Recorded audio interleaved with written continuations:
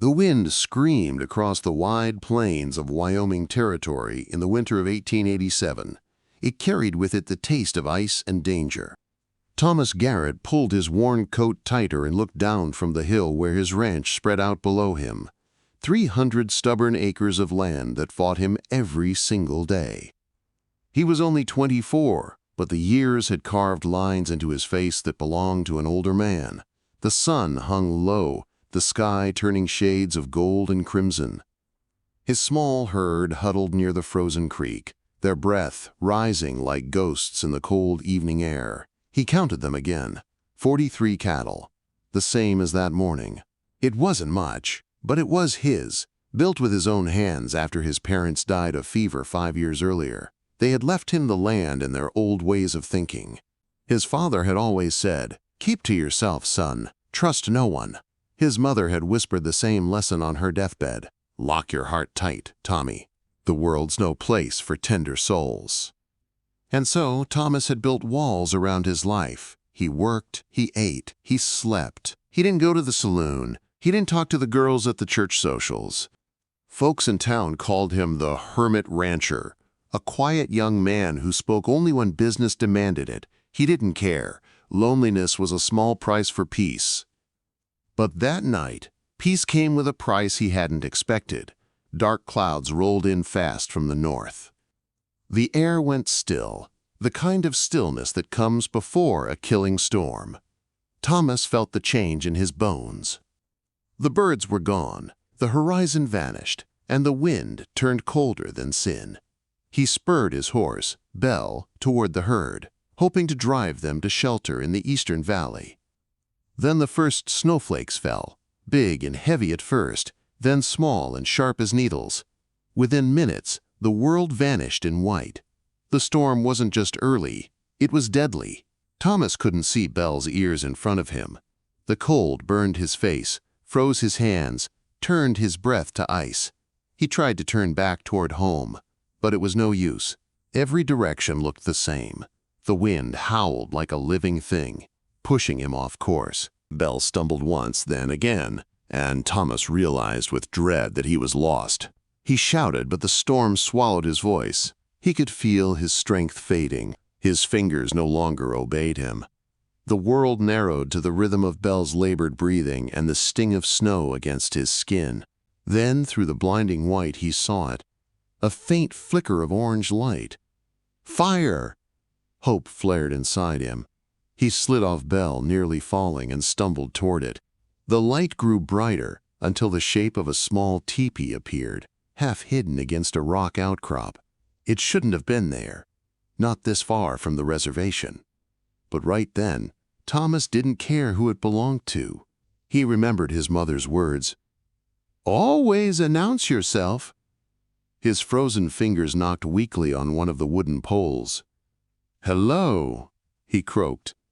"I'm sorry to bother," caught in the storm. The flap moved aside. 2 dark eyes stared out at him, calm, watchful, and wary.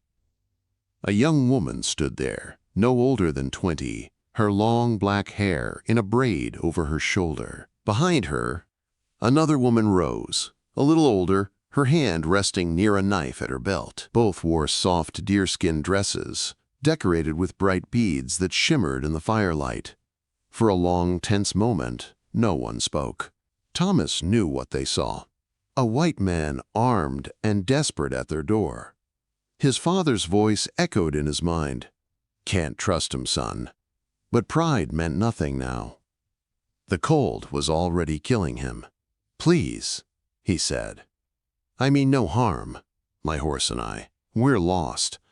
The younger woman looked at her sister and spoke quickly in her own language. Then she nodded. "Come," she said in careful English. "Bring horse." Thomas nearly cried with relief. They showed him where to tie Belle in the lee of the rocks.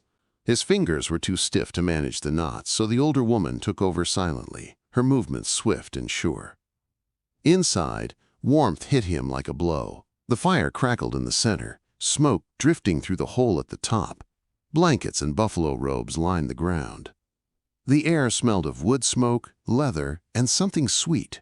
Herbs, maybe tea. The younger woman motioned to the fire. Sit, you fall if you don't. He sat hard, his legs barely obeying him. The older sister poured something steaming into a clay cup and handed it over. Drink, she said. He obeyed.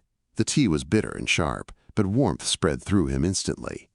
I'm Thomas Garrett, he said when he could speak again. I have a ranch, maybe 3 miles south, if I've still got my directions right. I am Mary, said the younger woman. This, my sister, Sarah. The name surprised him. She noticed his look and smiled faintly. Mission school, they give us white names. Say real names too hard. Sarah said something short and firm in their language. Mary nodded and turned back to Thomas. She says pain good. Means you live. Thomas managed a shaky laugh as fire returned to his fingers. Their kindness unsettled him. He had been taught that Indians were dangerous, wild, not to be trusted. Yet, these two women had opened their home to a stranger who represented everything that had taken theirs. Why help me? He asked quietly. After what my kind has done? Quote.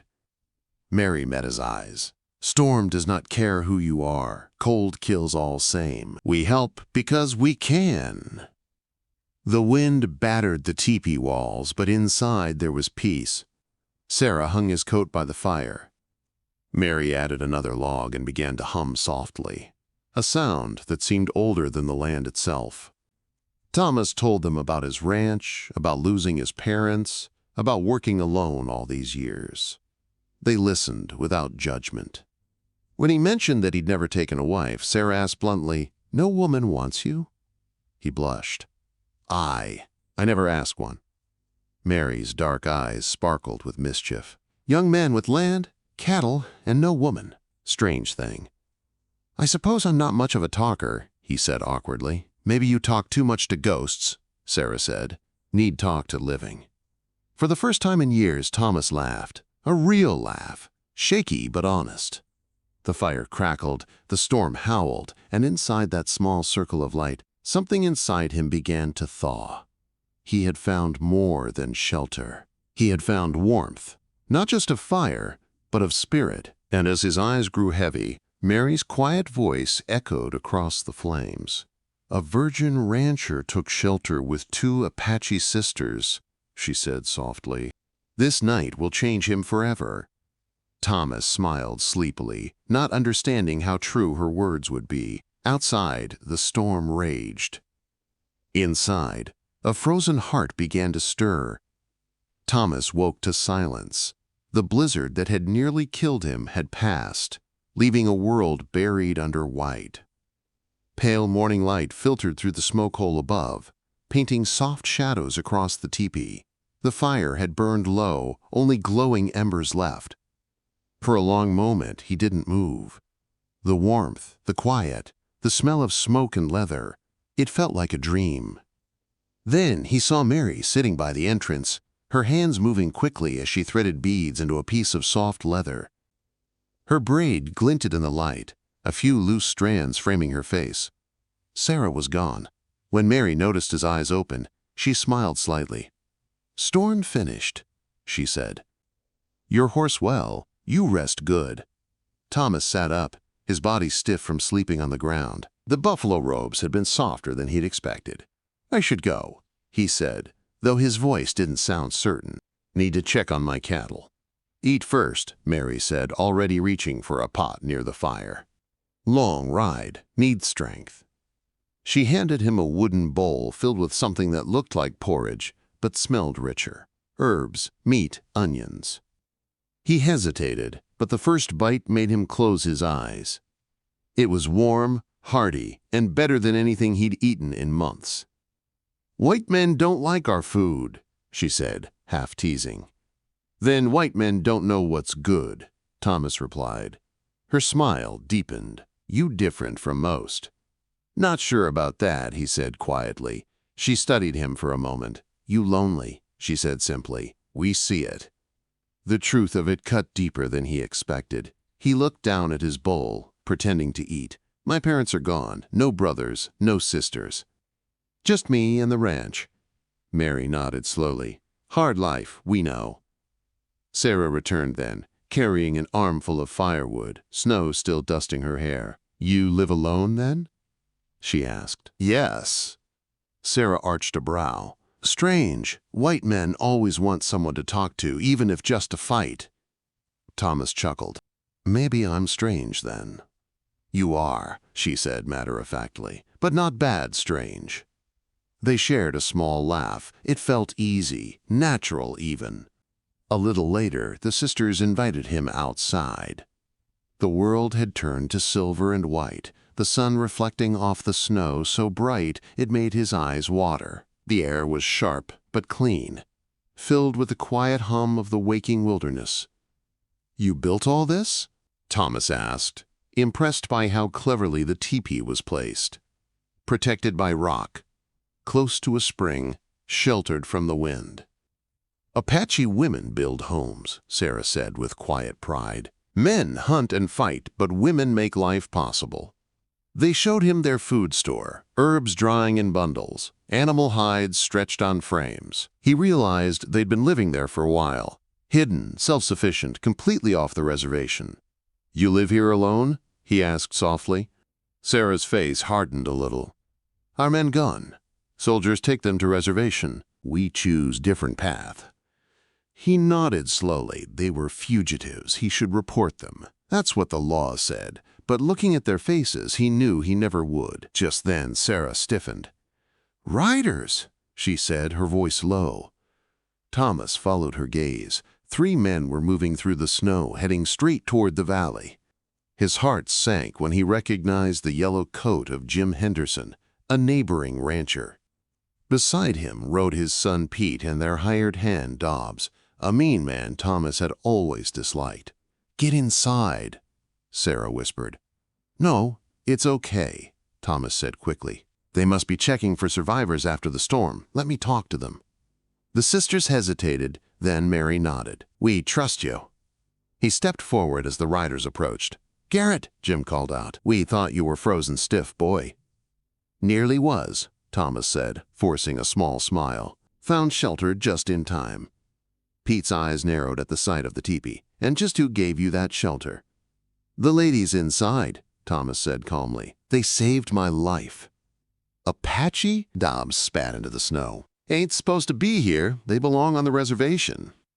"The storm didn't care about reservations," Thomas said, his voice even. "And neither did their kindness."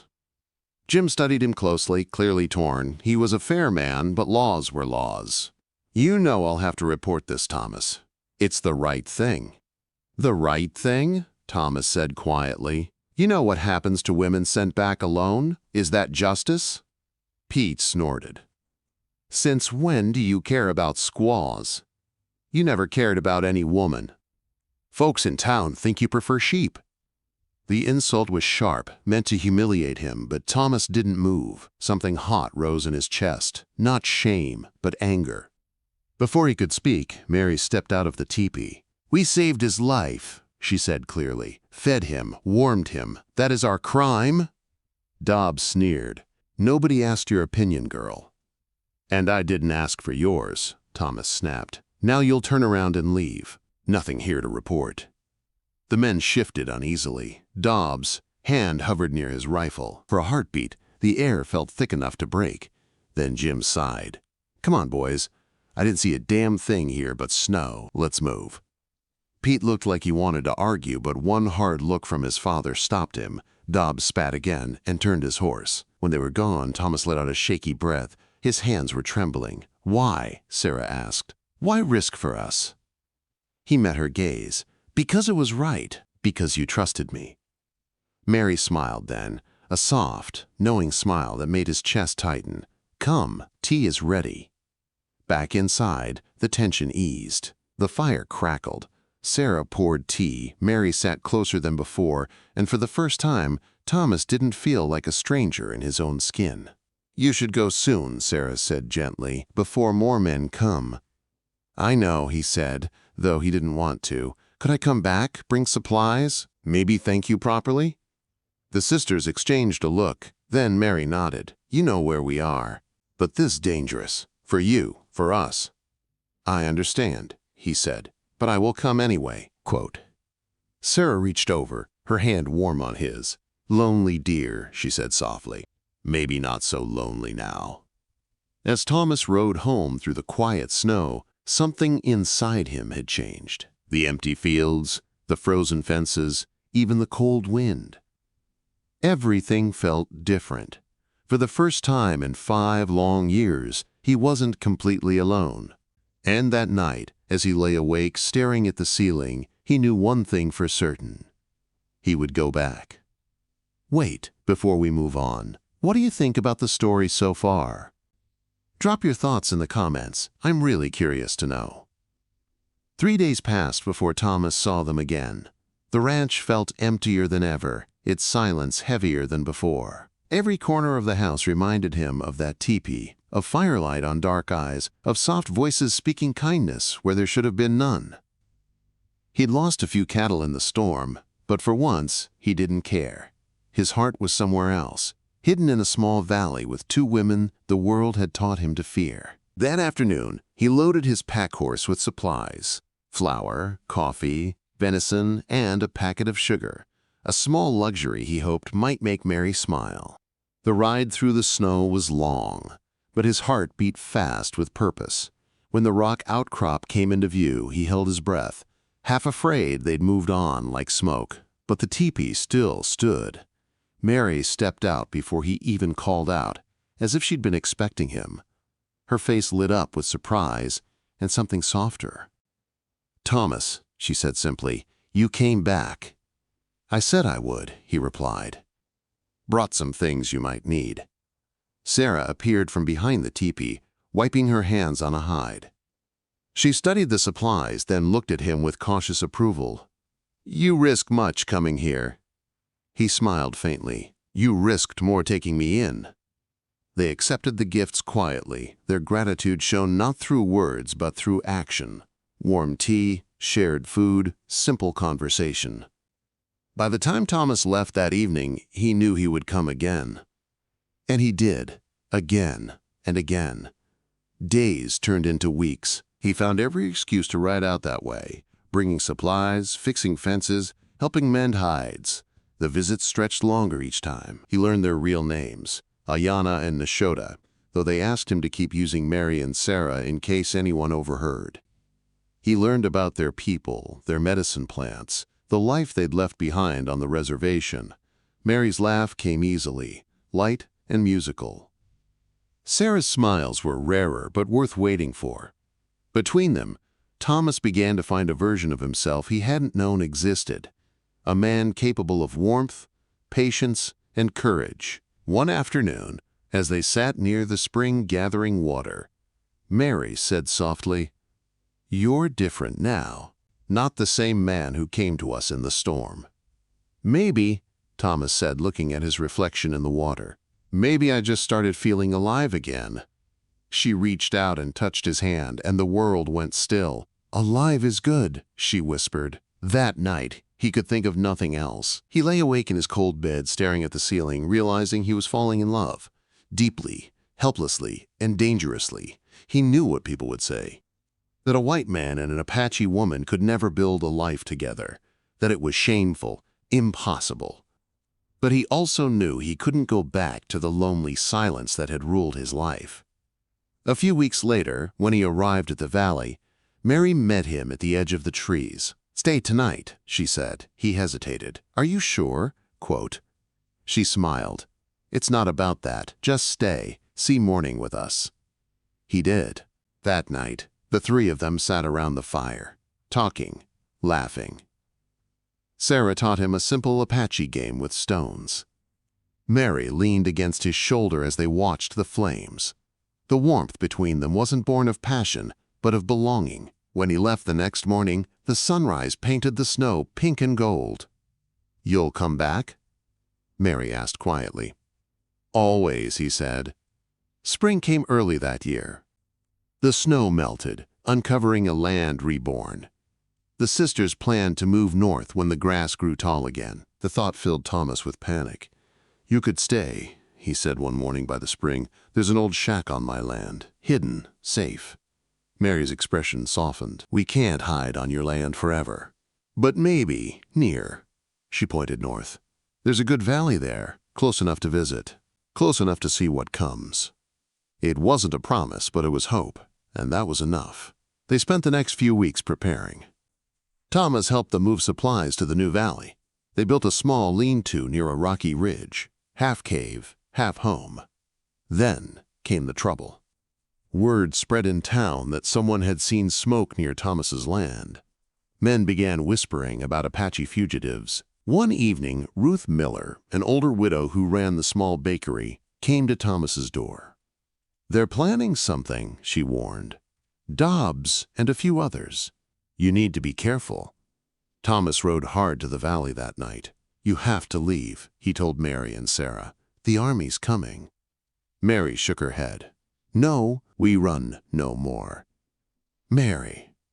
She stepped closer, her eyes fierce. "You live alone for 5 years. That not life. We run for 5 years. That not life either. Maybe time to stop running." He looked at her, heart pounding. "Then I'll stay. Whatever comes, I'll stand with you." She touched his face gently. "Then maybe you finally learned courage." The attack came at dawn, but not from the army. Thomas woke to the sound of horses thundering down the valley. Dobbs and his men. At least 10 riders. Pete Henderson among them. "Garrett!" Dobbs shouted. "We know you're hiding with your squaws. Come out before we burn you out!" Thomas's heart hammered. "Stay inside," he told Mary. She shook her head and grabbed her rifle. "No, together." Thomas stepped into the open. "This is private land," he shouted. "Turn back." Pete sneered. "Ain't your land no more. You chose your side." Then a shot cracked the air. It missed Dobbs by inches, knocking his hat clean off. Sarah's voice echoed from the rocks above. "Next one won't miss." The riders panicked, looking around. They hadn't realized how well defended the valley was. And then, out of nowhere, Ruth Miller appeared on horseback, followed by Jim Henderson, Jorge the horse trader, young David Chen, and even the town's preacher, each armed. Jim's voice boomed across the snow. "You boys done enough damage. Go home." Dobbs turned red. "You taking their side?" "I'm taking the side of decent folks trying to live," Jim said coldly. For a moment, no one moved. Then one of Dobbs's men reached for his gun, and Sarah shot him clean through the shoulder. He screamed and dropped his weapon. That was enough. The mob scattered, riding off in panic. Dobbs glared back once, shouting, "This ain't over, Garrett!" When the valley fell silent again, Thomas lowered his rifle. His hands were shaking. He turned to find Mary beside him, her eyes bright with relief. She reached for his hand. "See," she said softly, "not alone." They'd stood together and won. That evening, as the sun sank behind the mountains, Thomas and Mary sat by the spring. "What happens now?" he asked. She smiled, her hand finding his. "Now we build, not just for us, for everyone who chooses love over hate." Months later, the small valley became home to something new, a community. People of every color, race, and faith helping one another. Ruth and her husband opened a school. The Chens ran the new general store. Sarah taught medicine to anyone who'd learn. And one bright summer day, with the traveling preacher's help, Thomas and Mary spoke their vows beside that same spring. "I do," he said, voice trembling. "I do," she replied, eyes shining. Their friends cheered. The virgin rancher was gone. In his place stood a man reborn, not by luck, but by love, courage, and the choice to open his heart. That night, as they sat on the porch watching the stars, Mary whispered, "You saved me." Thomas smiled. "No, you saved me first." The wind whispered softly through the grass. No longer cruel, no longer cold, just alive, carrying the promise of a new dawn.